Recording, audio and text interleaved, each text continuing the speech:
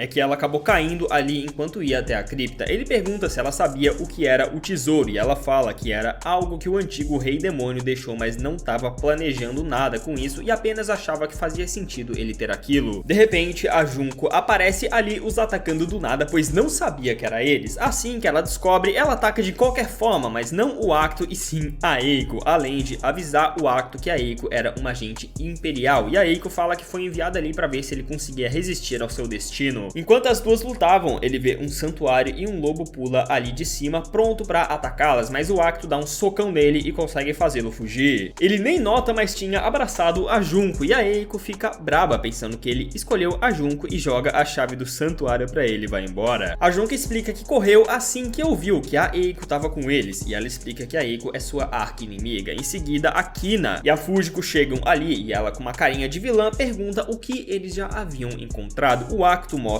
o celular, o gravador e a chave, e a Fujiko fala que essas coisas eram do seu irmão, mas não se lembrava da chave. Eles perguntam se ele tinha algo a ver com o tesouro, mas ela revela que ele já havia morrido. Ao ser perguntada se ele tinha algo a ver com o tesouro, ela fala que não sabe, mas sentia que precisava e não termina a frase, já que é teleportada para outro local ao mexer na chave. Um portal de teletransporte é criado e eles vão junto. Chegando no andar mais profundo da dungeon, quem estava esperando eles do outro lado era a presidente do conselho estudantil, que revela que isso tudo foi um joguinho, incluindo os ataques da armadura e do lobo de antes. Eles eram todos membros do conselho estudantil, é como se isso tudo tivesse sido um desafio e nada mais. Até aí tudo bem, parece que tudo se encerrou com um final feliz, certo? Não, porque a Fujiko sai correndo e usando a chave consegue liberar o selo que estava mantendo um dragão adormecido. Esse era o tal legado do antigo rei demônio. O dragão pergunta a Fujiko se ela era digna de controlá-lo e se não fosse, ela iria perder a sua vida. Ela apenas dá um grito e o Acto sai em busca de salvá-la. No entanto, a presidente o para, dizendo que caso o dragão o reconhecesse como rei demônio, ele apenas estaria assumindo o seu destino, e pergunta se ele estava preparado para isso. De repente, a Kina grita para ele, dizendo que ele não sabe o que a Fujiko passou, e ao ouvir esse nome, uma cadeia de flashbacks acontece mostrando o passado do irmão da Fujiko, e que o dragão, na verdade, é ele. Essa memória passa na cabeça de todos e a Fujiko começa a chorar, dizendo que pensava que ele tinha perdido a vida vergonhosamente. Para não acabar como ele, decidiu se tornar mais forte do que qualquer um, mas mesmo assim... E não termina a frase porque desmaia. Essa mina nunca termina as frases, tem que ter uma bola de cristal para saber o que ela quer dizer. A Kurone fala que algum tipo de anomalia fez com que o dragão mostrasse algumas memórias dele, e vendo que a Fujiko desmaiou, o Acto parte para salvá-la, mas a presidente não deixa ele passar tão facilmente, pois não queria que ele se tornasse um rei demônio. Os dois lutam e ele apanha, porém, enquanto estava caído, a Junko tenta ajudá-lo, e a presidente pergunta se estava tudo bem para ela ele se tornar um rei demônio. No entanto, entanto, ele levanta dizendo que não iria se tornar um e apenas queria salvar a Fujiko, ativando seu poder em seguida e conseguindo passar pela presidente, que após perder fica de lado dizendo que os avisou. Ele desvia de um ataque do dragão dizendo que veio levar a Fujiko. O dragão fala que faz 100 anos desde que alguém interessante apareceu e queria ver se ele era digno, o atacando em seguida. O Acto então sai na porrada com esse dragão e ganha ainda por cima. Após a luta, os dois caem no chão cansados e o dragão o reconhece como digno, querendo que ele fosse o seu mestre. O Acto recusa, mas ele fala que precisava de um mestre agora que acordou. O Acto pergunta qual seria sua responsabilidade como mestre, e o dragão fala que tudo que ele precisava fazer é ser reconhecido como o Rei Demônio. A Fujiko o abraça, o chamando de meu Rei Demônio, e quando ele tenta fugir, a presidenta o beija do nada como recompensa por ter concluído o desafio. Isso tudo foi de 0 a 100 muito rápido. Em seguida, eles tiram uma foto todos juntos. Um tempo se passa e a gente vê a Korone em um local isolado conversando com um grupo de agravatados, perguntando se ele gostava de mulher. Que pergunta aleatória. Ela responde que sim, então eles dão a missão dela seduzi-lo e caso falhasse, ela seria punida de uma forma que eles não revelam. Ó, o mistério aí. A cena corta com os estudantes reunidos para uma aula na praia. A Korone começa a tentar seduzi-lo e o Acto percebe que ela estava agindo de forma estranha já tinha um tempo. O anime volta para uns dias atrás, onde ela começou a dar em cima dele, como por exemplo dormir ao seu lado, incitando ele a fazer aquilo que você já sabe, e isso chegou a um ponto que ele não aguentava mais ela agindo assim, então foge para onde o seu dragão estava. Chegando lá, ele vê a Kina dormindo no pelo do dragão, que diz nunca ter visto um humano se aproximando dele sem medo desse jeito, e o Acto responde que ela tem uma personalidade única, e em seguida adivinha quem aparece ali? Sim, a Korone, que começa a perguntar se ele gostava da Kina e tinha aquele tipo de desejo por ela, e o dragão fala que nunca viu uma conversa entre um Rei Demônio e uma Liladan assim. O flashback termina e quando o Acto nota, ele tava pegando nos melões da Korone e a Junko tava muito braba ao ver isso. A Korone pega a mão dele e coloca nos melões dela, dizendo que era assim que se devia seduzir ele. Censura isso daí tudo, editor, que esse japonês aí eu já larguei mão, mano. Os caras não tem vergonha nenhuma. E a vergonha da Junko com isso é tanto que ela saca a sua espada e quase acerta o Acto. Se ele não fosse tão forte, ele iria de base. Todos veem essa cena vergonhosa entre os três e mais tarde o Acto convida a Junko para ir nadar, mas ela se recusa dizendo que ele a fez passar vergonha mais cedo. Ele se desculpa por isso e ela acaba aceitando seu pedido de desculpas e indo nadar com ele. Enquanto os dois estavam ali sozinhos, meio que rola um clima, e para tentar melhorar o clima, a Korone faz algo que eu não posso mostrar aqui, mas isso apenas irrita o Acto, que pergunta por que ela tá incomodando todo mundo e fala que não vai se safar disso só por ser uma observadora. Ela pede desculpas dizendo que não queria incomodar ninguém, apenas não é boa com essas coisas e queria que ele soubesse que ela só queria ficar com ele. Em seguida, ela vai embora e a cena corta mostrando o Acto parado enquanto sentia estar sendo observado. Ele vê o Hiroshi subindo uma escada com um semblante triste e pergunta onde ele estava indo a essa hora. Ele revela que estava indo ver seus pais, que moravam nessa ilha, mas pela cara dele, o Acto pergunta se ele não gostava de ir para casa. Ele responde que essa ilha existe uma lenda sobre o Rei Demônio, onde fala que quando ele voltasse, um monstro apareceria no mar como um sinal. E esse monstro seria derrotado por um herói que derrotaria o Rei Demônio posteriormente. Porém, o Acto fala que a batalha contra o Rei Demônio acabou há mais de 100 anos, então essa era só mais uma história ridícula inventada por camponeses. Mas pede desculpas a ele por lembrar que seus pais moravam ali, mas o Hiroshi fala que tá tudo bem. O Rei Demônio não foi derrotado por herói nenhum, então isso não passava de um desejo deles mesmo, de que o herói apareça para derrotar o Rei Demônio no futuro. Essa foi a fala do Hiroshi, mas o Acto fala que não é tão legal falar assim, já que seus pais moram ali, mas o Hiroshi fala que ele não entende porque já é um cara muito forte, enquanto começa a chorar e vai embora. O Acto então escuta rugidos como se um monstro estivesse por ali, e durante a noite a Korone o avisa que alguém o estava observando, e o Acto fala que estava saindo para tentar segui-lo, então ela vai junto com ele. A cena corta pro dragão do Acto que estava conversando com a Fujiko. A presidente chega interrompendo a conversa deles, dizendo que tinha boas notícias. Ela fala que a escola e o conselho estudantil chegaram em um consenso sobre eles. Ela fala que a escola deseja proteger o Acto e a existência do dragão também não é ilegal, então tá tudo certo. A Fujiko diz que realmente isso são boas notícias, e a presidente continua dizendo que estava farta da organização dela e revela que os membros da organização estão tentando usar as Liladan para seduzir o Acto ou algo assim. Ela continua dizendo que descobriu algo sobre os chefões que estão tentando começar uma batalha, os Simo 8. Ela fala que eles são especialistas em coleta de informações e técnicas anti-magias e iria acabar com eles não importa o que o Acto dissesse. E também termina dizendo que ela acabaria se tornando inimiga deles, já que iria punir qualquer um que tentasse usar o Acto como uma ferramenta para magia negra. A história continua com eles chegando perto da fonte mágica e a Korone notando que o equipamento dela não estava mais detectando mana. No entanto, ela fala que conseguia ouvir alguém correndo e vai atrás. Ao andar mais um pouco, o Acto encontra Akina, que tinha uma mensagem vindo da Fujiko. Ela o avisa que uma organização maligna, especialista em matar magos, estava atrás dele, mas não termina de falar porque tava podre de bêbada. Ela pensou que tava tomando suco, mas era álcool mesmo. Ela o abraça e diz que isso lembra os velhos tempos. De repente surge uma memória de um garoto dando aquele pingente pra ela como se fosse ele e tivesse esquecido disso há muito tempo. Em seguida, a Korone aparece ali dando um chutão nele quando a Akina tava doidona, quase o beijando. Essa aí bebeu mais que o bar inteiro. Eu só bebo latinha! E os dois começam a ouvir o monstro ali perto. O Acto escuta um som de tiro e quando se vira vê que a Korone foi acertada. Não bebam, hein, rapaziada. Como dá pra ver pelo jeito que a Akina tá agindo, bebida é só porcaria, né? Pois é. Não faça da sua vida sobre o mundo do álcool. Pare de beber, eu sou filha da p.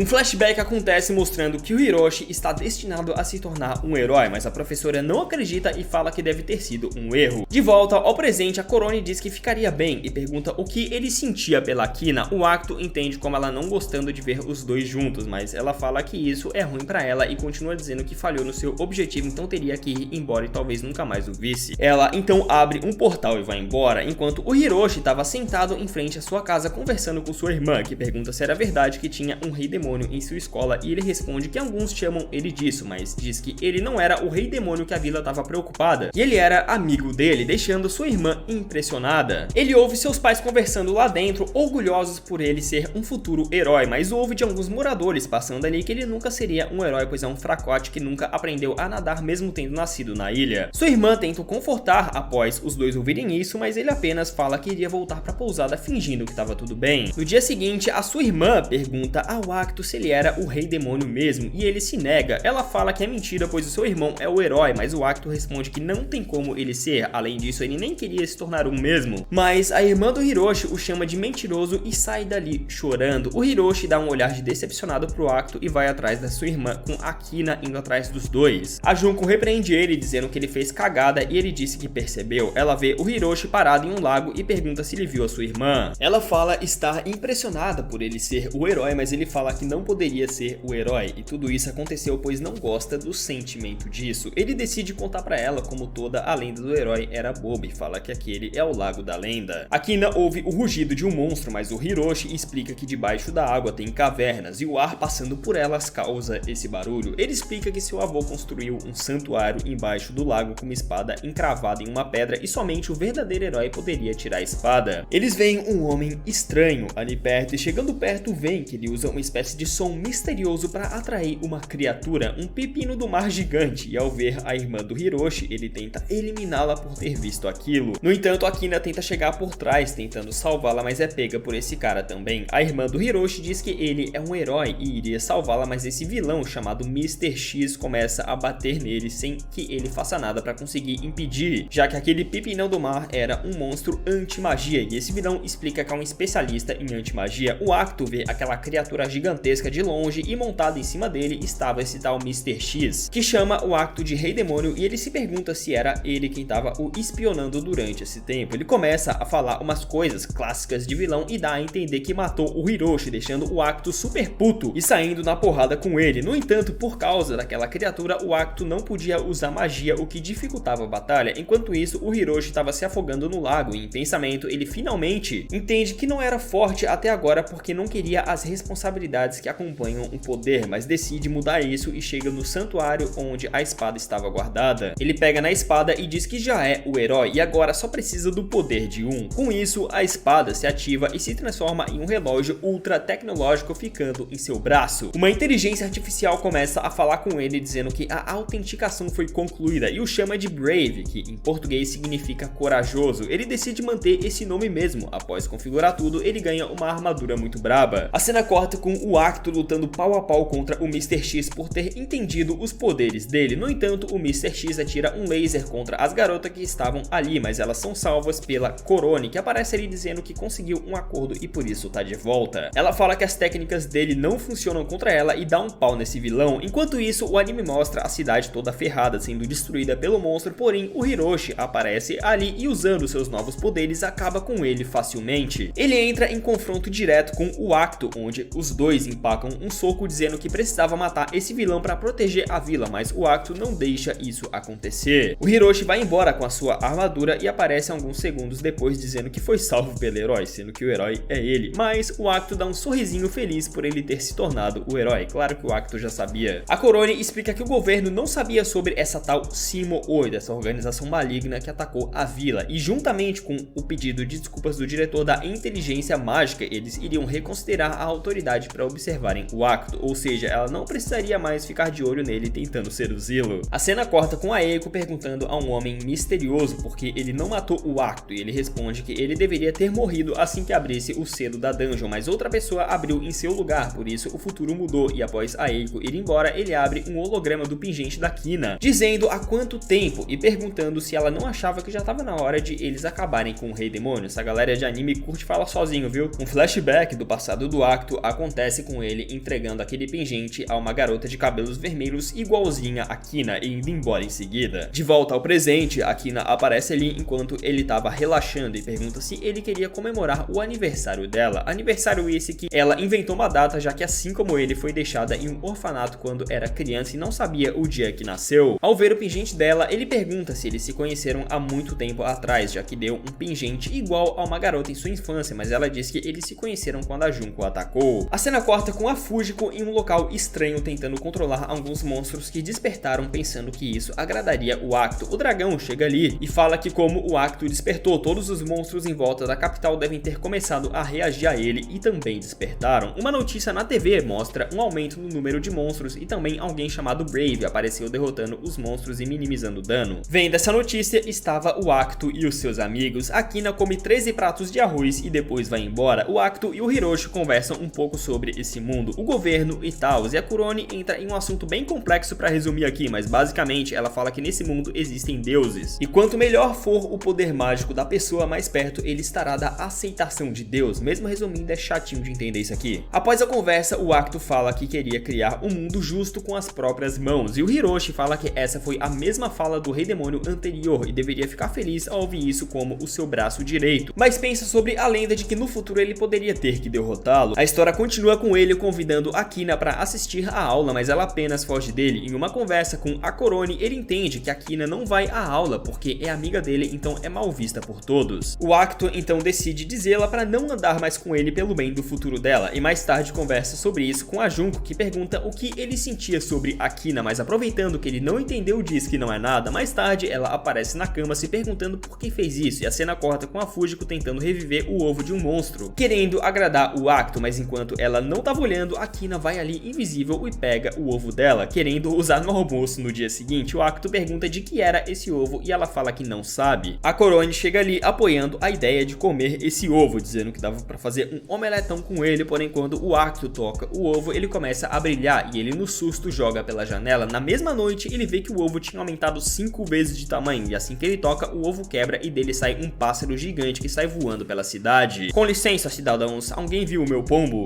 Ele é esquizofrênico, é assim mesmo. Se você pensa que o Acto ia sair na cidade falando assim, você tá errado, porque o Acto e os seus amigos nem precisam fazer nada, já que o próprio Hiroshi, em seu traje de herói, resolve a situação derrotando o monstro e salvando uma repórter chamada Yuri, que o agradece com um beijo. Após o incidente, o Acto aparece na sala do conselho estudantil reportando sobre o que aconteceu, e após ir embora, a presidente comenta com as outras membras que o Acto era um problema e que mesmo elas abafando o caso, o governo ainda ia saber sobre isso. Na saída, ele se encontra com a Kina, que diz ter decidido ir à aula como ele pediu. O Acto fala que quer que ela vá para a escola pelo seu próprio bem e não queria tirar a sua liberdade, pelo contrário, não permitiria se alguém tentasse. Ela então fala que quando ele estiver em apuros, ela o salvaria, e ele brinca dizendo estar sempre em perigo. Antes de ir embora, ela diz para ele não esquecer sobre o aniversário dela, e ao olhar para a parede, ele vê um aviso sobre a escola ter um feriado a partir do dia seguinte. Aqui eu encerro esse resumo, que foi um compilado dos 8 primeiros episódios do anime. Se quiser uma parte 3, não esquece de me mostrar deixando o like e comentando o hashtag parte 2 aí nos comentários. Assim eu vou